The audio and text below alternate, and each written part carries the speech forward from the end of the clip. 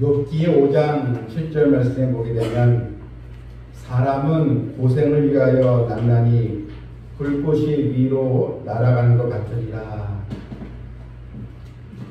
불꽃이 위로 날아가는 것처럼 사람 어느 누구도 이 고생, 이 고난을 피할 수 없다. 이런 어떤 말씀입니다. 사람이 인생을 살아가면서 고난을 겪고 슬픈 일을 당하는 것 어느 누구에게나 다 해당이 된다는 것입니다. 태어남 자체도 울면서 태어나고 또한 연약한 인간으로서 아프기도 하고 또 다치기도 하고 슬픈 일을 또 당하고 또 여러 또 사고도 있고 여러 또 환난과 또 고통을 또 겪기도 합니다. 누구나가 모든 일들이 형통하고 또 잘 되길 바라지만 내 뜻대로 사실 되지 않는 것이 우리의 또 모습이고 또 남에게 또 속아 넘어가기도 하고 또 억울한 일을 또 당하기도 하고 그런 동안 우리 육신은 또 때로 병이 들고 또 육신은 또 늙어가고 또 죽습니다. 그래서 인생은 고난의 바다와 같다 이렇게 이야기를 합니다. 그래서 이 고난은 참 우리의 삶의 모습 속에서 참 떼어낼 수 없는 그런 또 요소라 볼 수 있습니다. 아담과 하와 이래로 모든 인간은 다 고통의 이 바다를 다 건너가고 있는 것입니다. 하나님을 믿고 신앙생활을 하는 하나님의 이 자녀도 여전히 내가 넘어야 할 이 고난의 또 이 산들이 또 있습니다. 오히려 이 신앙 때문에 내가 예수님을 믿고 믿음으로 사는 그 길 때문에 또 핍박을 받기도 하고 또 손해보기도 하고 또 따돌림을 또 당하기도 하고 그런 또 우리의 또 모습도 사실 있습니다. 누구도 이 고난과 고통을 사실 좋아할 사람 없을 것입니다. 피할 수만 있다면 다 피하고 싶을 것입니다. 그런데 어느 인생도 이것을 피할 수 없다는 것입니다. 하지만 오늘 이 본문에서 예수님께서 이런 고난에 대한 새로운 시각을 우리에게 보여주십니다. 성도의 이 고난은 고난으로 끝나지 않고 고난 뒤에 반드시 하나님의 영광이 찾아온다는 것입니다. 성도가 당하는 어려움은 고통으로 끝나지 않고 그 어려움이 계속되는 것이 아니고 반드시 그 어려움을 통해서 하나님의 복이 또 숨겨진 은혜가 내게 찾아오게 된다는 것입니다. 오늘 이 본문의 내용을 보게 되면 예수님께서 늘 예루살렘에 올라가셔서 사역을 하고 또 몸이 지치고 또 고날 때는 베다니에 사는 어느 마을, 즉 나사로가 사는 그 집에 들르곤 하셨습니다.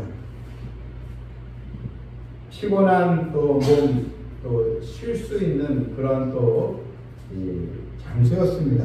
그래서 이곳에는 세 형제가 살고 있었습니다.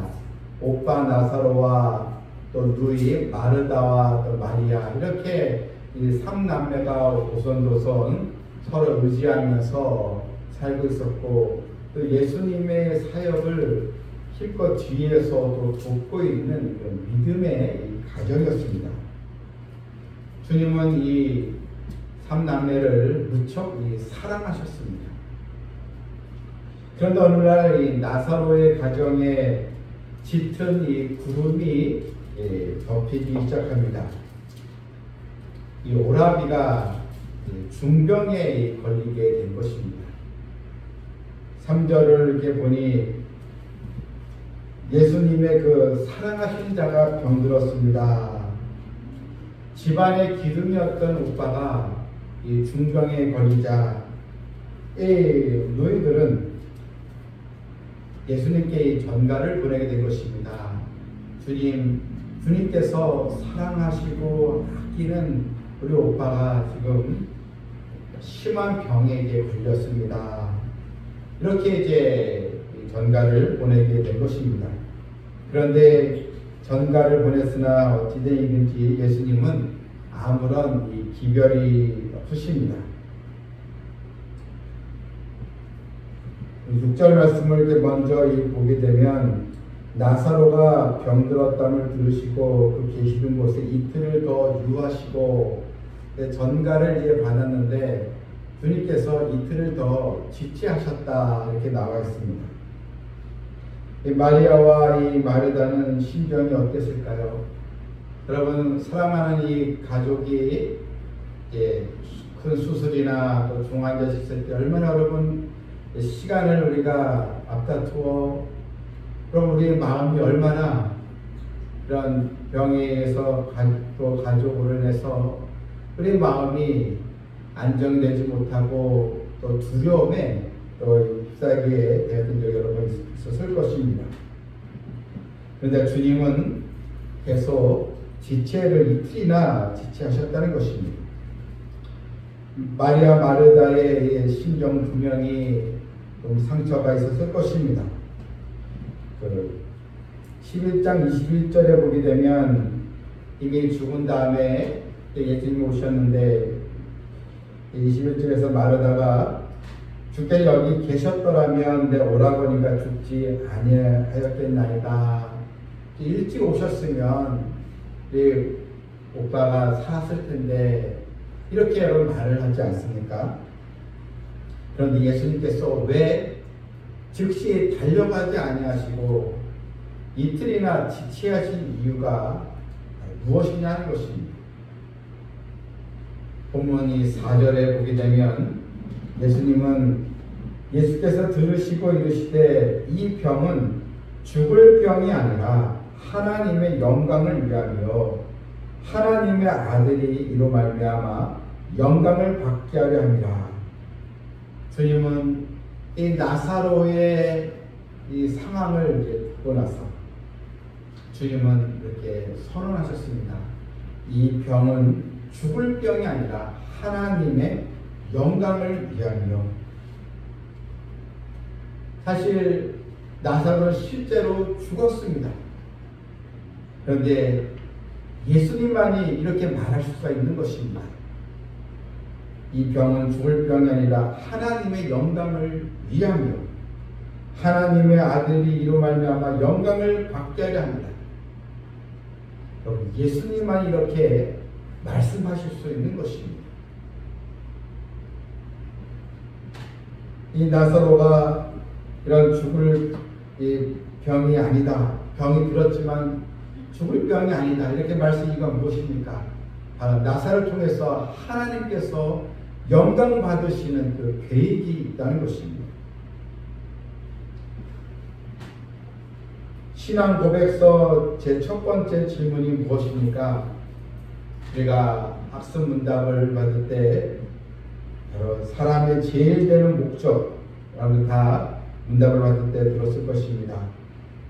사람의 제일의 목적, 사람이 이 땅에 살면서 살아갈 때 인생을 사는 목적, 가장 큰 목적은 바로 하나님을 영화롭게 하며 영원토록 그분을 즐거워하는 것, 바로 하나님의 영광을 위해서 사는 것이 우리 성도의 제1의 목적이 되어야 한다는 것입니다. 우리들 생각에는 예수님 믿는 사람이 병에도 걸리지 않고 잘 모든 일이 수월하게 해결되어야 되는 것이 사실 그런 생각이 들 수 있습니다. 그런데 여러분, 하나님의 영광이 무엇입니까? 내가 원하고 내가 바라는 방향대로 되는 것이 그것이 영광이 아니라 하나님의 영광은 하나님의 뜻이 이루어지는 것입니다. 하나님의 뜻이 그대로 이루어져 나가는 것, 이것이 바로 하나님의 영광인 것입니다. 그래서 예수님은 이 나사로에 대해서 이 나사로가 병들었다는 말을 들으시고 이 병은 하나님의 영광을 위한 것이다 이렇게 말씀하셨습니다. 그럼 어떻게 이 나사로가 병들었는데 하나님의 영광이 되겠습니까? 나사로가 병든 것은 병이 들지 말아야 할 사람이 병든 것이 아니라 바로 죄 속에 있는 인간의 연약함, 누구나 다 인간은 죽음에 이르는 그런 죄임을 주님께서 말씀하시면서 이 죄를 해결할 분은 주님밖에 없다는 것을 또 알려주기 위함입니다. 예수님은 우리의 육신의 질병만 고쳐주시는 분이 아니고 우리의 영혼의 질병까지 고쳐주시는 전능하신 나의 주 주님이시기 때문입니다. 예수님은 나사로가 또 위독하다고 이런 소식을 들었을 때 여러분 이 주님의 마음도 사실 편치 않았을 것입니다. 그런데 그래 하나님 우리 아버지의 계획이 있지 않을까? 하나님의 이것은 영광을 나타내는 그런 상황이다 이렇게 말씀하셨는데 여러분 이 말씀 우리도 그대로 이 말씀을 붙들고 살아야 될 줄 믿습니다. 때로는 이해할 수 없는 일들이 생기고 또한 질병이 생기고 내가 왜 제때 대처하지 못했을까 후회가 되기도 하고 또 그때 내가 왜 이런 선택을 했을까 또 우리의 자신의 선택에 대해서 또 안타까워하는 그런 모습도 있지만 여러분 하나님을 바라보시길 바랍니다. 능력의 하나님을 바라보시고 모든 것이 합력하여 선을 이루게 하시는 하나님을 우리는 바라보고 우리는 과거에 매여 있는 것이 아니고 믿음으로 주님을 붙들고 나가면 바로 되는 것입니다. 주님은 이 나사로 이미 이제 나사로가 이제 죽었는데 이 나사로를 다시 살리는 것이 또 주님의 목적이었습니다. 이 부활의 영광을 보여주시는 것입니다. 예수님께서 부활의 첫 열매가 되어주시고 예수 믿는 모든 백성들도 다 부활하게 되는 것을 몸소 보여주시기 위해서 주님께서 이 나사로의 이 중병, 나사로의 죽음을 하나님의 영광이라고 말씀을 하시게 된 것입니다. 우리는 이런 하나님의 뜻, 또 하나님의 섭리 이것을 우리는 기대하고 또 기다리며 또 기도하면서 하나님을 바라봐야 하는 것입니다. 때로는 어렵고 힘든 상황이 나에게 찾아왔을 때 그때가 바로 주님께서 움직이실 때요 하나님께서 역사하실 때임을 우리는 기대를 해야 하는 것입니다.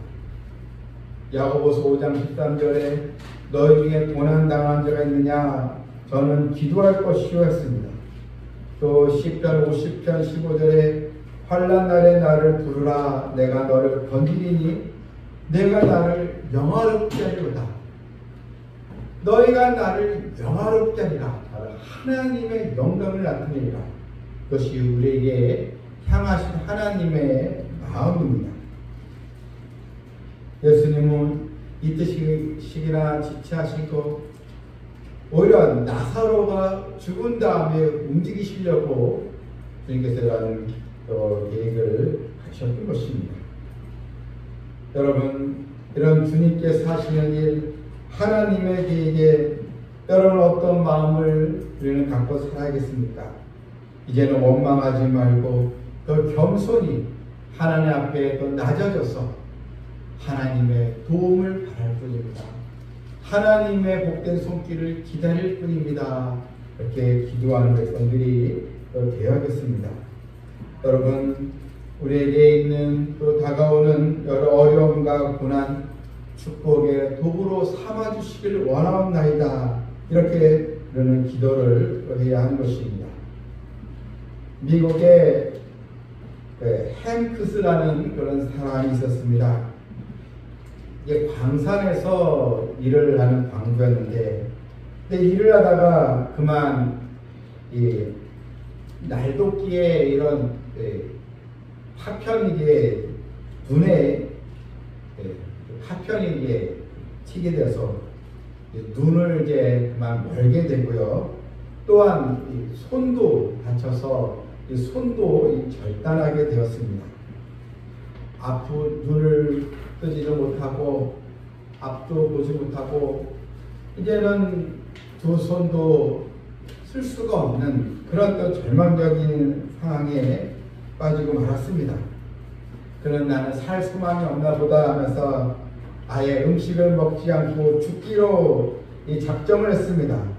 그런데 며칠을 그렇게 식음을 정겨있는 중에 한 친구가 목사님이 설교를 하게 되는데 한번 교회를 한번 가자. 교회 한번 가서 너 말씀을 한번 듣자. 이렇게 친구를 간곡하게 권유를 해가지고 이 친구를 얻고 예배당에 갔습니다. 그때 목사님의 이 설교가 사람마다 다 받은 사명이 있다. 이러한 또 설교 내용이었습니다. 그런데 이 햄크스라는 이 사람은 사람마다 하나님께 받은 사명이 있다. 이 말씀이 귀에 딱 박히게 된 것입니다.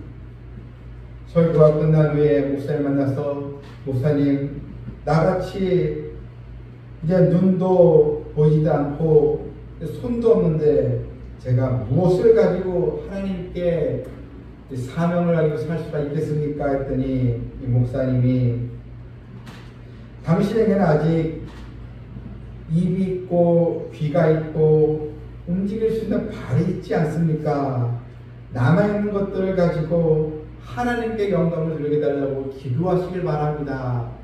이런 얘기를 듣고 헨크스는 그 목사님의 말에 소망을 가졌습니다. 그리고 불신앙으로 있었던 자신을 회개하고 그는 그래 지금 내가 남아있는 입과 귀와 움직일 수 있는 발이 있구나 하면서 그러면서 그가 점자를 통해서 공부를 하기 시작합니다. 그러면서 스탠포드 대학에 입학을 하게 되면서 그는 졸업 후에 미국에서 가장 강연을 잘하고 사람들을 변화시키는 그런 강사로 쓰임을 받았다는 그런 또 이야기였습니다. 여러분, 때로는 또 실패와 또 질병이 있을 때, 또 가정의 우환이 있을 때, 여러분 실망이 들어오지 않겠습니까? 그럴 때 하나님 없이는 아무것도 할 수 없습니다. 주여 연약한 저를 긍휼히 주시옵소서. 하나님의 힘을 얻도록 기도를 해야 하는 것입니다. 본문 7절에 보게 되면 이제 제자들에게 이르실 때 유대로 다시 가자. 베다니 마을로 가자는 것입니다. 근데 제자들이 방금도 유대 이제 돌로 치려 했는데 그리로 가시려 하니까 베다니가 있는 그 마을에는 예수님을 죽이려고 하는 자들이 또 있었기 때문에 너무나 위험한 곳입니다. 주님 가시면 안 됩니다. 이렇게 이제 제자들이 만류했지만 예수님께서 낮에 12시간이 아니냐, 사람이 낮에 다니면 이 세상에 빛을 범으로 실족하지 않냐. 그러니까 지금은 내가 일할 때다, 움직일 때라는 것입니다. 그러면서 본문 11절에서 우리 친구는 나사로가 잠들었도다. 그러나 내가 깨우러 가노라. 이미 나사로는 죽었는데 주님은 나사로의 죽음을 끝으로 보지 않고 잠들었도다 이렇게 말씀하셨습니다. 여러분, 성도의 이 죽음은 성경에서 잠들었다 이렇게 표현하고 있는 것입니다. 세상 어느 종교도 죽음을 잠들었다 이렇게 말하지 않습니다. 오직 성경만이 우리 인생의 죽음을 잠든 것으로 표현하고 있는 것입니다. 잠들었다는 건 다시 깨어날 수 있기 때문입니다. 주님 내가 깨우러 가노라. 다시 나사로를 영광을 주님 살리기 위해서 가노라 그 말씀을 하신 것입니다.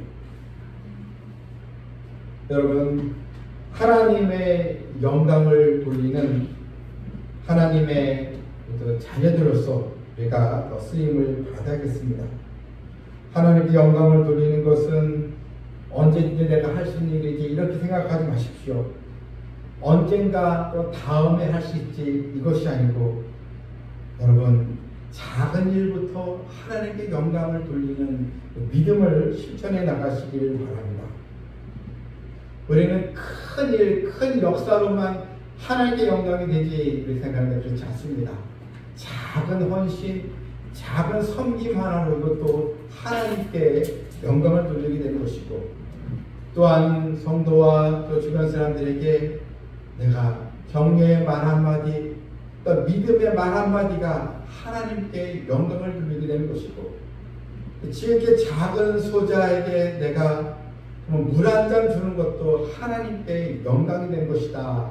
이렇게 말씀을 주님께서 하시게 된 것처럼, 여러분, 내가 부족함이 없고 능력이 있어야지만 영광 되는 것이 아니고, 약한 우리들에게도 언제든지 얼마든지 하나님께 영광 돌릴 수 있는 자격이 있다는 것을 우리가 보면서 나의 저 생명의 주가 되신 주님을 믿고 따라가는 성도를 대하겠습니다.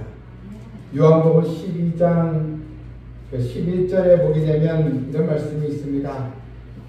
나사로 때문에 많은 유대인이 가서 예수를 믿으리라.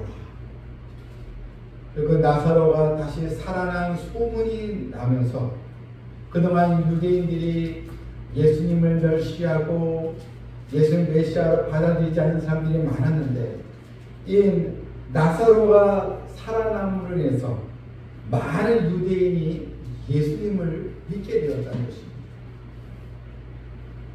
나사로는 많은 영혼들을 바로 전도하고 구원한 그런 도구로 사용되게 된 것입니다.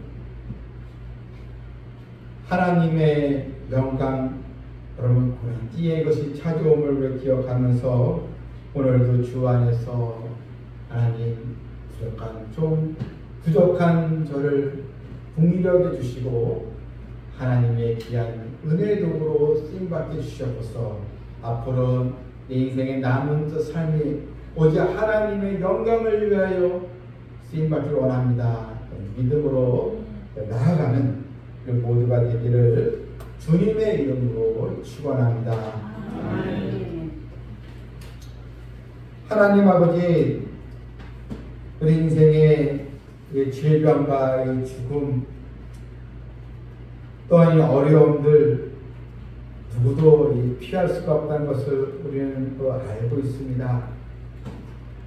한 문제가 해결되면 또 다른 문제가 찾아오는 것이 우리 인생의 모습인데, 이런 고통과 고난 속에 신음하면서 원망하고 스스로 실족해하면서 또 자신을 비하하며 사는 것이 아니라, 고통 중에 고난 중에 분명히 하나님의 섭리가 있음을 우리가 또 알면서 하나님께 영광을 또 돌리고자 하는 그 믿음을 가지고 우리가 기도하며 또 성숙한 또 믿음의 삶으로 나갈 수 있도록 우리 성도들을 또 불러 주시옵소서.